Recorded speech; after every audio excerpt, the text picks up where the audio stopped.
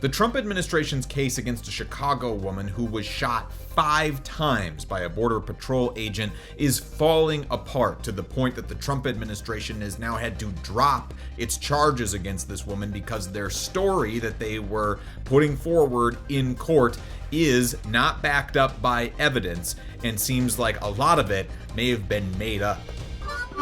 You want to see what real independent journalism funded by the people for the people looks like? You ever heard a story like this in America? You're looking at it. Congratulations for always being somewhere where mainstream media is not. Flint, Michigan. See you in Nevada. Thanks to people like you, we can get the truth. Corporate media, they've been lying to us for years, and you go straight to the people. You are the man. I'm glad you're here.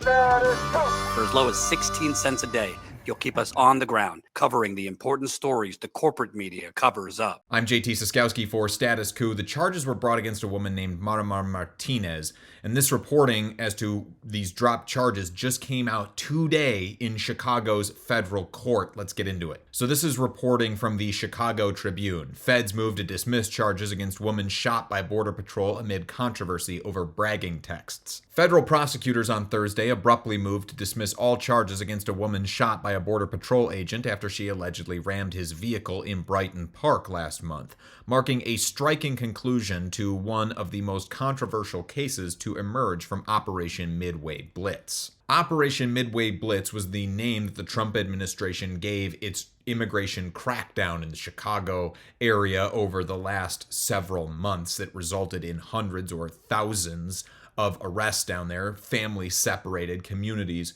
torn apart. But one of those most controversial actions was the shooting of Marimar Martinez in the Brighton Park neighborhood. She was part of one of these convoys of vehicles, people who would go out and follow ICE and Border Patrol agents as they were roving around the city of Chicago, just scooping up people. And we were there on the ground that day in Brighton Park. These are some of the images that we captured in the way that Border Patrol was acting like a cornered animal, like just very clearly scared with the way that they were just popping flashbang grenades and tear gassing this whole neighborhood. Innocent people, press included. We got tear gassed. We had a flashbang grenade go off by us as Border Patrol was leaving the scene of where they had just shot a woman 5 times. The motion to dismiss assault charges against Marimar Martinez and her co-defendant, Anthony Ruiz, must still be approved by the judge, though such motions are routinely granted. The U.S. Attorney's Office made the surprise move just hours before a hearing before U.S. District Judge Georgia Alexis, where defense attorneys were expected to describe new texts from the Border Patrol agent who shot Martinez and discuss witnesses for an upcoming hearing over what the agent did with his vehicle after the October 4th incident. And those text messages and that vehicle evidence is key in this case.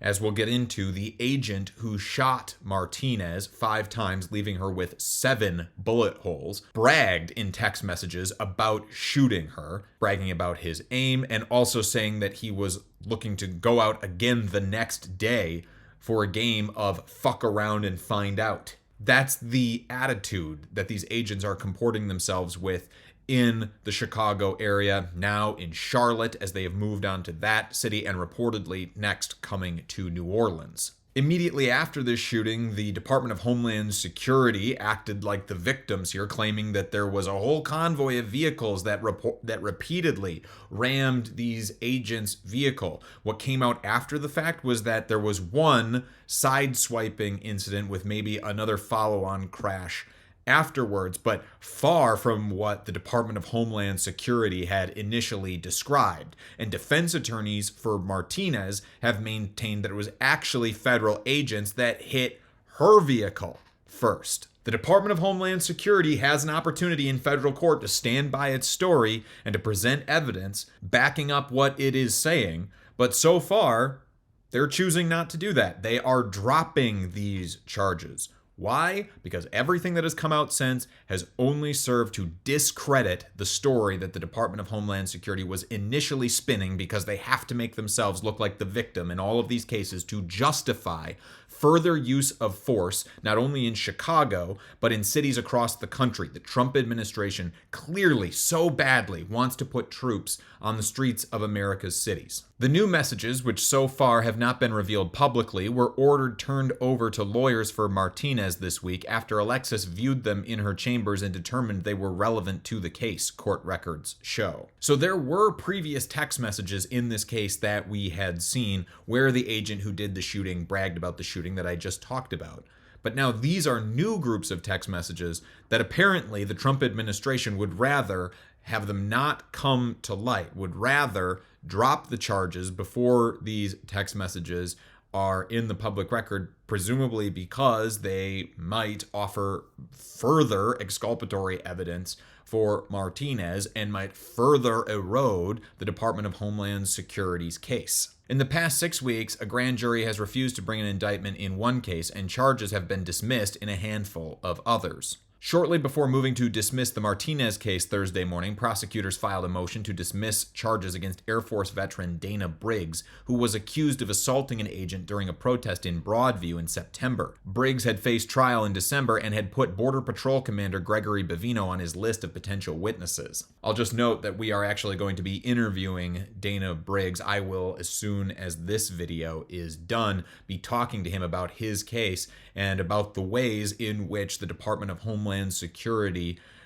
just made up shit about what had happened in his case, where he is accused of assaulting an officer, even though it was officers who tackled him to the ground. Prosecutors have said Martinez was part of a convoy of civilians who were following agents when she rammed Border Patrol agent Charles Exum's vehicle near 39th Street and Kedzie Avenue, prompting Exum to jump out of his Chevy Tahoe and fire 5 shots, wounding Martinez 7 times.